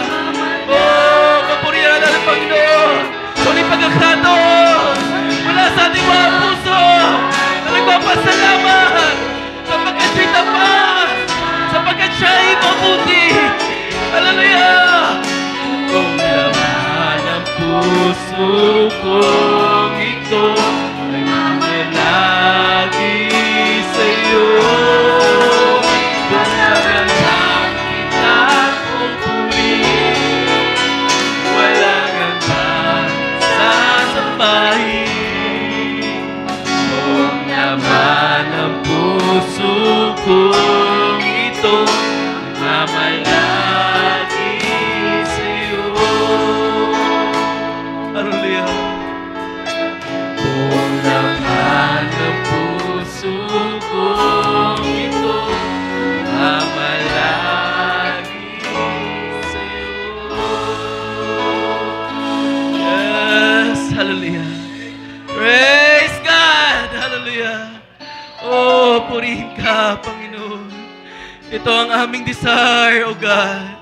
Buong laman ng aming puso sa iyong biyaya at habag. Hallelujah. Ay mamalagi sa iyo. Mamalagi sa iyong presensya, O God. Kung saan naroon ang kapayapaan. Kung saan naroon ang kagalakan. Kung saan naroon ang kalakasan. Kung saan naroon ang pag-ibig, ang pagmamahal, ang pag-unawa, ang pagpapatawa ng biyaya na nagmumula sa iyo. Na una naming naranasan sa iyo, Diyos. O Lord, nais namin na mababad sa iyo ang presensya. Ang iyong kaluwalhatian ay patuloy na bumaba at patuloy na gumawang malaya sa iyong iglesia, O Diyos. Sapagkat, Lord, nais namin ang iyong presensya, ang iyong kaluwalhatian, ang siyang aming maranasan, ang siyang maghari sa aming mga buhay, upang hallelujah, ang kapayapaan, upang ang pag-ibig, hallelujah, ay magpalo, hallelujah, sa aming mga buhay. Sapagkat labas sa iyong presensya, O Diyos. Labas sa iyong mga salita. O Lord, hindi namin magagawang umibig. Hindi namin magagawang magpatawad. Hindi namin magagawang lumakad ng may karunungan. Hindi namin magagawang lumakad ng matuwid sa iyong harapan. So, O Lord, tulungan mo ang iyong iglesia, O God, na laging magbabad, na laging sumayong presensya, na laging magnasa ng iyong mga salita. I-consider ang iyong mga paalala. I-consider ang iyong mga saway. I-consider ang iyong pagtuturo, O God. O Lord, we are all subject, O God. Lahat kami ay subject na magkamali. Lahat kami ay subject na magkulang. Hallelujah. That's why, O Lord, hallelujah, tulungan mo kami, Panginoon. Hallelujah. Sapagkat sa iyong biyaya lamang kami makakuha ng kalakasan. Sa iyong biyaya lamang kami mayroon ng karunungan. We are all subject, hallelujah, na turuan, hallelujah, sa iyong biyaya, sa iyong mga salita, hallelujah. Sapagkat lahat kami, O God, ay mga estudyante mo, Panginoon. Ikaw ang aming guro, hallelujah. At kami ang iyong mga estudyante, O God, na sa iyong biyaya, sa bawat araw, hallelujah, ay tinuturuan mo day by day, little by little, by your grace and your mercy, O God. So, Lord, give us a teachable heart, a humble spirit, O God, upang magpatianod sa iyong kalooban, sa ikakatuto, sa ikakatuwid pa, sa ikakatibay pa ng iyong iglesia, O God.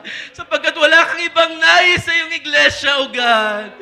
Hallelujah, kundi magkaisa, kundi magpatawaran, kundi ang iyong biyaya, ang pag-ibig mo mangibabaw, ang karunungan, ang pagpapala. Hallelujah. O Lord, tulungan mo kami, Panginoon. Tulungan mo kami sa marami pang bagay. Sa iyo nagmumula ang karunungan. Aalin namin ang anumang mga gifts, O God.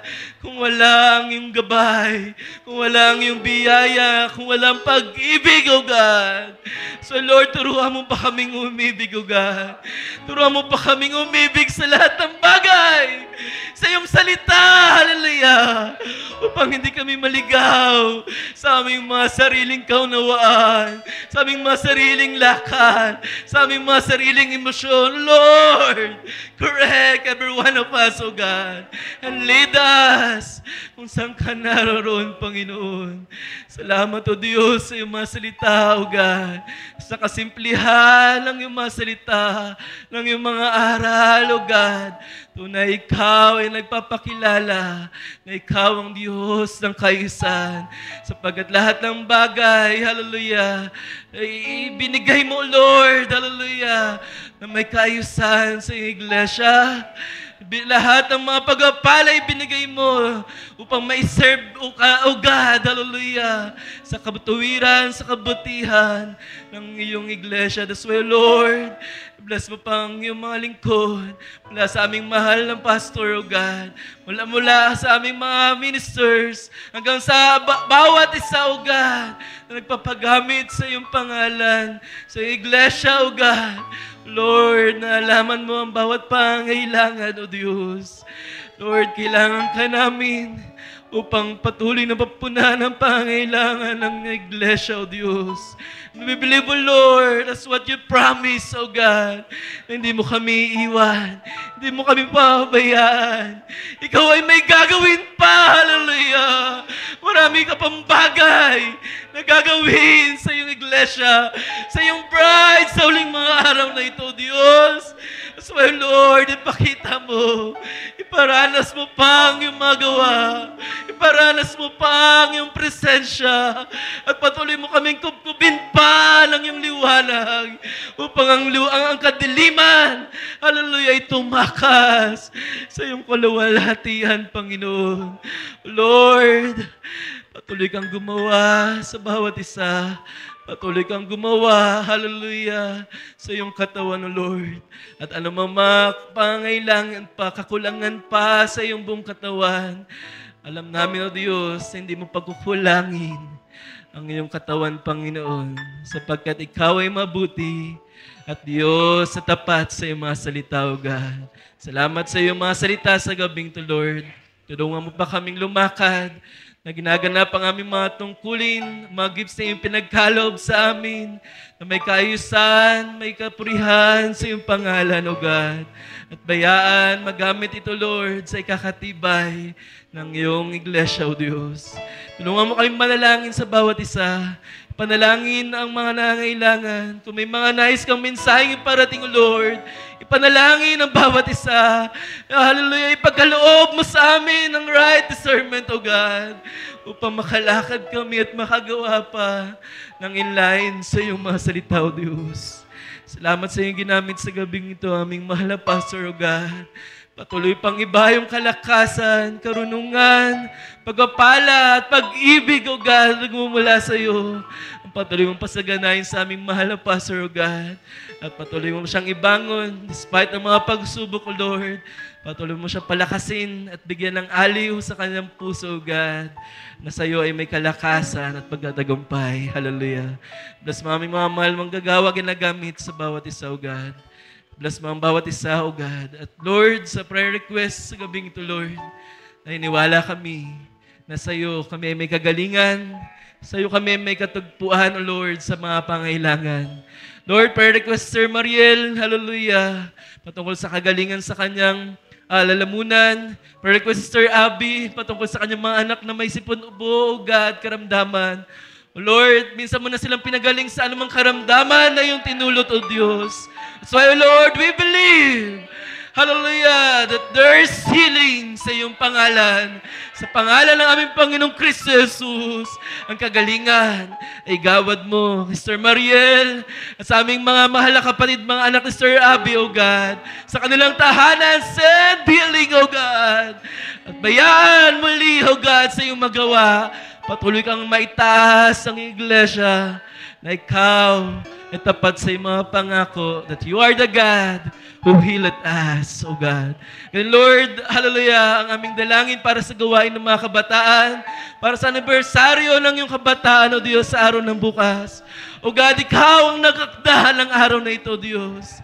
Ikaw ang naglagay ng panahon, ng mga appointed time. At Lord, ikaw ang nagakda sa araw ng bukas. Hallelujah! Upang kami magdiwang sa iyong kabutihan sa ministry ng kabataan sa dakong ito, Lord. Lord, we believe na there is more, O God. Marami ka pang gagawin sa iyong iglesia. Marami ka pang gagawin sa iyong mga kabataan. Sapagkat marami pa kaming kailangan sa iyo, God. Kailangan ka pa namin sa maraming bagay. So, O Lord, send your Spirit, O God. And let your light shine. Mangyari ang tema ng kabataan, Lord. That you will rise up and shine upon us, O God. Lord, that your word, hallelujah, ang mangibabaw, O God. Bayaan naming mga puso, O God, ay patuloy pang mamolde sa iyong mga salita. Sa iyong presensya ay patuloy pang mapuspos, O God. Upang anumang magawa pa ng kadiliman sa mga kabataan, O God. O Lord, patuloy na mawasak sa iyong presensya, O God. At bayaan ng liwanag ay patuloy na sumikat sa iyong mga kabataan. Lord, sa namin inilagak aming tiwala sapagkat tapat ang totoo ang Diyos na aming sinasamba, pinaglilingkuran. Salamat, O God, sa iyong mga gawa. Salamat sa iyong mga pagpapala. At naniwala kami, O Lord, uwi kami bukas sa pagkatapos ng anniversary, O God, sa Friday, O God, na iyong pinagpala, na iyong pinalakas, at patuloy na binago sa iyong mga salita, O Diyos. Salamat sa iyong mga gawa, O Lord. Bless mo ang bawat isa. At bayaan, O Lord, hallelujah, dali namin ang iyong mga salita, hallelujah, sa aming mga tahanan. Patawad sa aming mga pagkukulang, hallelujah. At tulungan pa kami, O Lord, na lumakad ayon sa iyong mga salita, O Diyos. Sa iyo mawing lahat ng kapurihan, pagpapasalamat sa tanging pangalan ng aming Panginoong Kristo Jesus. Amen. Amen. Praise God.